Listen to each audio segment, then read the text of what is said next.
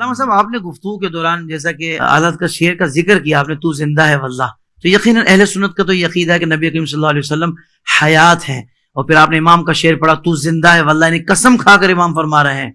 تو حضرت یہ ارشاد فرمایا کہ اگر تو نبی زندہ ہیں اور یقیناً ہیں تو زندہ کو تو کوئی دفن نہیں کرتا۔ لوگ یہ کہتے ہیں کہ بھئی صحابہ نے پھر تدفین کیوں کی نبی کریم صلی اللہ علیہ وسلم کی، یہ ایسی ایسی باتیں ان کے ذہنوں میں آ رہی ہوتی ہیں حضرت۔ پہلے تو ان کے آنا پر مجھے حیرت ہو رہی ہے کہ ایسی باتیں ذہنوں میں آ رہی ہیں وہ بھی اپنے نبی کے لیے، اب آ ہی گئی ہے تو میں چاہوں گا کہ جواب بھی دے کر ان کی تسلی کر دیں۔ میں نے ماشاءاللہ اس لیے کہا کہ حافظ طاہر بھی ماشاءاللہ اتنا ذہین و فتین بندہ ہے کہ یہ بال کی کھال اتارتا ہے۔ اللہ کریم آپ کو جزائے خیر دے۔ یہ بہت اچھا سوال کیا آپ نے، اور دور حاضر کی یہ ضرورت بھی ہے۔ مطلب یہ کہ نبی پاک اگر زندہ ہیں تو پھر صحابہ نے دفن کیوں کیا؟ میں نے کہا ساری چھوڑ دیں آپ، شہید زندہ ہوتا ہے؟ کہا بالکل۔ تو میں نے کہا جتنے کائنات میں شہید ہوئے دفن کیا کہ نہیں کیا؟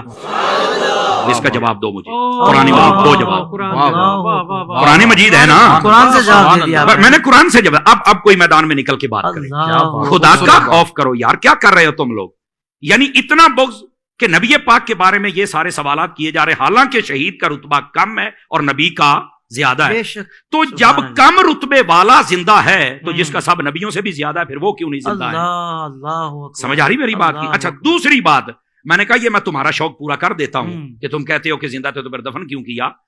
میں نے کہا جو مردہ ہوتا ہے نا اس کو آگ لگائی جاتی، کسی بھول میں نہ رہنا، اس بات کو نوٹ کیا جائے۔ جن کے مر جاتے ہیں وہ آگ لگاتے ہیں اپنے ہاتھوں سے، ہم جو دفن کرتے ہیں نا وہ زندہ سمجھ کے کرتے ہیں۔ کہتے ہیں مولانا وہ کیسے؟ سن لیجئے، اور یار مجھے بتاؤ اگر زندہ نہیں ہے تو قبر میں اٹھ کے سوالوں کے جواب کون دیتا ہے؟ بتاؤ نا مجھے۔ یہ صرف اتنی دیر تک ہی موت کا حکم ہے کہ جب تک سانسیں باندھے ہم نے قبر کے سپرد نہیں کر دیا، اللہ کی رحمت کے سپرد نہیں کر دیا۔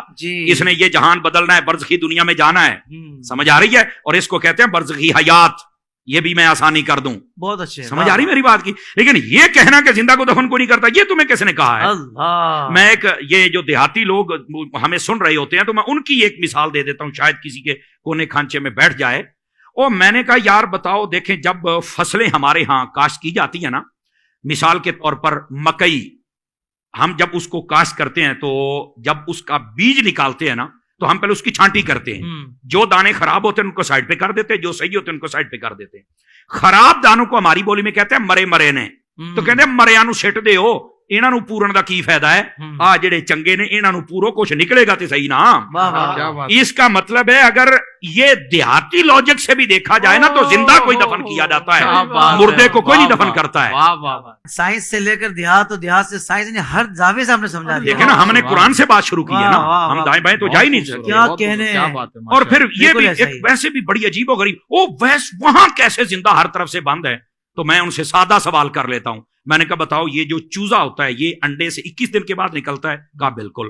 تو میں نے کہا بتاؤ یہ 21 دنوں تک کون سا سوراخ ہوتا ہے جہاں سے کوئی ہوا شوا جاتی ہے، کاربن ڈائی آکسائڈ جاتی ہے، کہاں سے آکسیجن جاتی ہے؟ تو کہتا نہیں یار تو مردہ نکلتا ہے، کہانی زندہ نکلتا ہے، کیسے زندہ رہا؟ کہتا یہ تو نہیں پتا۔ تو میں نے کہا پتا ہوتا تو سنی نہ ہوتا،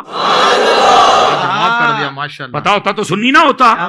بھئی جو رب ایک چوزے کے لیے سب انتظام کر سکتا ہے وہ مدینے کے تاجدار کے لیے نہیں کر سکتا۔ وہ زندہ ہیں، زندگی کی تمہیں سمجھ آئی تو ایک الگ بات ہے۔ تو زندہ ہے واللہ، تو زندہ ہے واللہ، میرے چشم عالم سے چھپ جانا۔ سبحان اللہ، سبحان اللہ۔